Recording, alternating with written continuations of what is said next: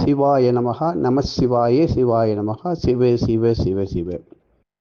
இந்த குரோதி வருஷத்தினுடைய மாசி மாதத்தினுடைய மகா சிவராத்திரி நாம்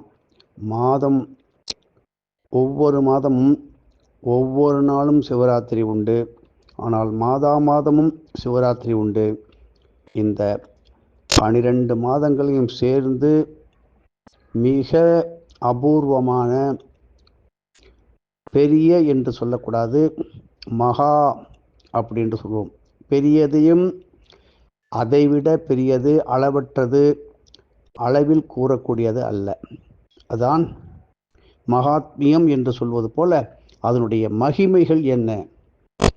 இதற்கு நீங்கள் தயாராகினால் உங்களுக்கு மனிதர்களுக்கு தேவையான லௌகீக வாழ்க்கையில் சாதிக்கக்கூடியது, வாழ்வில் எதையும் முடியும் என்கின்ற ஒரு வைராக்கியத்தை கொடுப்பதுதான் இந்த மாசி மாத மகா சிவராத்திரி.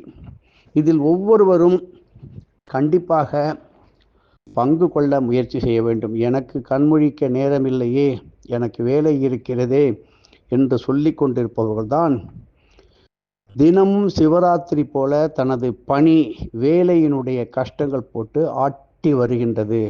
இரவில் செய்ய வேண்டிய பூஜைகளை மறுத்து அதை அலட்சிய போக்கில் செய்ததனுடைய கோலம் இன்று ஏதோ ஒரு நாட்டிலே ஒருத்தன் தூங்கிக் கொண்டு இருக்கும் பொழுது அந்த நாட்டிற்காக நாம் பாடுபடுகின்ற மிக அவலமான நிலைதான் என்று சொல்ல வேண்டும். இது உத்தியோகம் வேலை என்று சொன்னாலும் யாருக்காவது நிம்மதி, சந்தோஷம், உடல் வலிமை, தேக ஆரோக்கியம் இருக்கிறதா என்றால் அவரவர்களை கேட்கும்போது ஏண்டா இந்த வேலை, எப்படா விட்டு தொலைவோம் என்று சொல்லுகின்றார்கள். முன்பெல்லாம் வேலை வேண்டும், வெளிநாடு போக வேண்டும், அப்படி என்று வெளிநாட்டுடைய தொடர்பு, அதனுடைய வேலை எனக்கு வேண்டும். இப்பொழுது அதுவே பெரும் வியாதியாக, நோயாக வந்துவிட்டது. கவலைப்படாதீர்கள். இந்த மகா சிவராத்திரி அன்று 4 கால பூஜை, 4 ஜாம பூஜைன்னு சொல்லுவாங்க. சிவபெருமானுக்கே உரிய விரதங்களாக நமக்கு மாச சிவராத்திரி, நித்திய சிவராத்திரி, யோக சிவராத்திரி, மகா சிவராத்திரி என்று வருஷம் முழுவதும் வந்தாலும் இந்த மகா சிவராத்திரி விரதம் எல்லா சிவராத்திரிகளிலும் அதைவிட சிறப்பானது. புண்ணியங்கள் அளவற்று வரும், பாவங்களை நீக்கக்கூடியது. இப்படிப்பட்ட இரவில் நடக்கின்ற பலவிதமான தவறுகள், எத்தனையோ குற்றங்கள், எத்தனையோ பேராபத்துகள், விபத்துகள், இதை தடுப்பதற்கும் இது உதவி செய்யும்.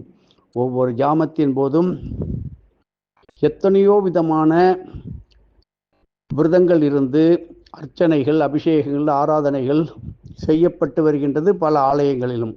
அப்படி செய்யப்படாத ஆலயத்திற்கு நீங்கள் செய்ய முயற்சி செய்து இப்பொழுதே தயாராகுங்கள். இப்படி முதல் கால பூஜையிலே ஸ்ரீ பிரம்மா சிவபெருமானுக்கு செய்யும் பூஜையாகும். அப்பொழுது நாமும் செய்யும் பொழுது பிரம்மாவோடு செய்த பூஜையினுடைய அதான் சத்தங்க வழிபாடு. பல பேர் ஒன்றா சேரும்போது இறைவனும் சேர்ந்து வருவான். பிரம்மாவே பூஜிப்பதால் அதை தான் பெருமாள் கோயில் பிரம்மோற்சவம் அப்படின்னு சொல்வார்கள். இப்படி இருக்கும்போது நாமும் செய்தால் பலனோ உடலில் இருக்கின்ற அத்தனை விதமான பிரச்சனைகள் தீர்ந்து பூர்ணமான குணம் கிடைக்கும்.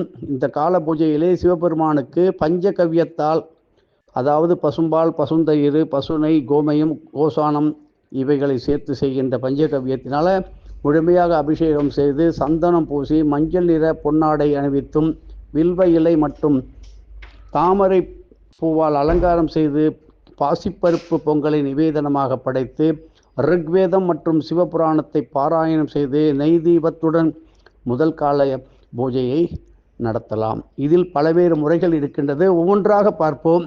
முதல் காலத்தில் செய்கின்ற பூஜையினுடைய பலவிதமான முறைகள் இது ஒன்று. 2ஆம் கால பூஜையானது 9 மணியிலிருந்து இரவு 12 மணி வரை நடக்கும். இந்த கால பூஜை திருவடி தேடி சென்ற பரம்பொருள் விஷ்ணு அவர்களால் சிவபெருமானுக்கு செய்யும் பூஜை என்று புராணங்கள் கூறுகின்றது. இந்த காலத்திலே விரதமிருந்து பூஜிப்பதால் நோய்கள் முழுமையாக தீரும், செல்வ பெருக்கெடுத்து ஓடும். திருமாலின், விஷ்ணுவின் அருட்பெரும் கடாட்சம் கிடைக்கும். இந்த காலத்தில் சிவபெருமானுக்கு பஞ்சாமிர்த அபிஷேகம் செய்தும் பச்சை கற்பூரம் மற்றும் பன்னீர் சேர்த்து அரைத்து பூசி வெண்பட்டாடை அணிவித்தும் திவ்யமான அலங்காரம் செய்தும் வில்வையில மற்றும் துளசியால் அலங்காரம் செய்தும் அர்ச்சனைகள் செய்தும் இனிப்பு பாயசத்தை நிவேதனமாக படைத்தும் இனிப்பு பொருட்களை சர்க்கரை பொங்கல் போல பலவிதமான நிவேதியங்கள் செய்தும் யஜுர்வேதம் மற்றும் 8ஆம் திருமுறையிலே உள்ள கீர்த்தி திருவ கவலை பாராயணம் செய்வது, நல்லெண்ணெய் தீபத்துடன் பூஜை செய்வதும் அளவற்ற பலன் தரும். 3வது கால பூஜையாக இரவு 12 மணி முதல் காலம்பரம் 3 மணி வரை 3ஆம் கால பூஜை என்பது அம்பாள் அவரவர்கள் சிவபெருமானுக்கு செய்யும் பூஜையாகும். இந்த காலத்திலே சிவபெருமானுக்கு விரதமிருந்து நீங்கள் பூஜிப்பதால் எப்படிப்பட்ட தீராத தீய சக்தியையும் நம்மை நெருங்காமல் விரட்டி அடிக்கும். மேலும் இந்த காலத்திலே சிவபெருமானுக்கு தேனால் அபிஷேகம் செய்து மலைத்தேனில் செய்வது, பச்சை கற்பூரம் மற்றும் வில்வ இலையை கொண்டு அலங்காரம் செய்து சிகப்பு வஸ்திரம் அணிவித்தும் ஜாதி மல்லிகை பூவனை கொண்டும் அர்ச்சனைகள் செய்வார்கள். கற்கண்டு சாதத்தை நிவேதனமாக செய்வார்கள். சாமவேதம் மற்றும் 8ஆம் திருமுறையிலே திருவண்டக பகுதியை பாராயணம் செய்வதும் நெய் தீபத்துடன் பூஜையை நடப்பதும் சிறப்பானது. 4ஆம் கால பூஜை 3 மணி முதல் சூரிய உதயத்திற்கு முன்பாக 33 கோடி தேவர்களும் முனிவர்களும் ரிஷிகளும் பூதகணங்களும் மனிதகணங்களும் என அனைத்து ஜீவராசிகளும் சிவபெருமானை பூஜிப்பது 4வது கால பூஜையாகும். இந்த காலத்திலே சிவபெருமானுக்கு குங்குமப்பூ சாற்றி கரும்புச்சாறு மற்றும் பால் அபிஷேகம் செய்தும் பச்சை அல்லது நீல வண்ண வஸ்திரம் அணிவித்தும் நந்தியாவட்டை பூவால் அலங்காரம் செய்தும் சுத்த அன்னத்தை சுத்தான்னம் என்று சொல்வார்கள் நிவேதனம் செய்து படைத்து சம்பாசாதம் கூட படைக்கலாம். அதர்வண வேதம் மற்றும் 8ஆம் அதர்வண வேதம் ஓதுவதும் 8ஆம் திருமுறையில் போற்றி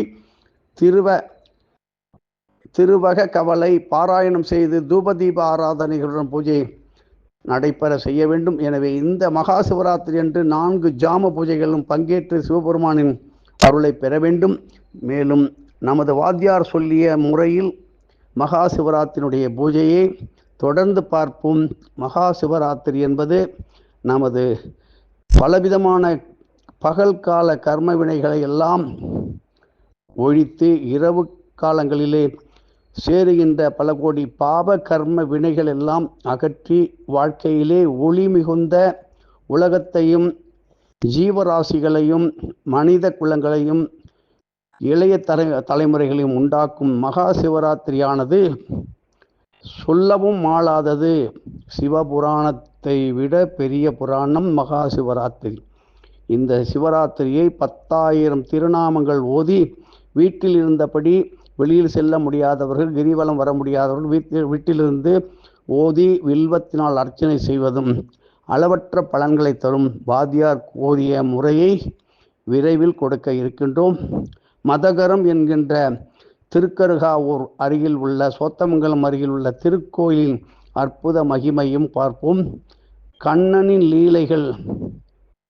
பெற்ற தாய் தன்னுடைய குழந்தையை சிறு வயதில் காண முடியாமல் குழந்தை பருவத்தினுடைய லீலைகளை பார்க்க முடியாத தாய் கம்சனிடம் மாட்டி சிறையில் இருந்தாள். அதனுடைய அர்த்தம் இன்றும் விரிவாக நமக்கு கிடைக்கவில்லை என்றாலும் வாத்தியார் சொன்னது முழுமையாக இருக்கிறது. ஆகையினால எவ்வளதோ கிருஷ்ண பரமாத்மாவனுடைய பிறந்தவுடன் லீலையை ஆரம்பித்தார். ராமர் பல வருடம் காத்திருந்து செய்தார். கிருஷ்ணர் பிறந்தவுடனே யார் என்று காட்டினார். இது கலியுகம். கிருஷ்ணரையே தன்னுடைய குருவாக கொண்டாடுகின்றவர்கள் இருக்கின்றார்கள். பண்டரிபுரம், ஏதோ பகவன் நாம சங்கீர்த்தனம், இப்படி பாகவத புராணம் பலவற்றையும் கேட்போம். எதுவும் என்னுடையதல்ல, அனைத்தும் உடையவர்களால் அருணாச்சலா.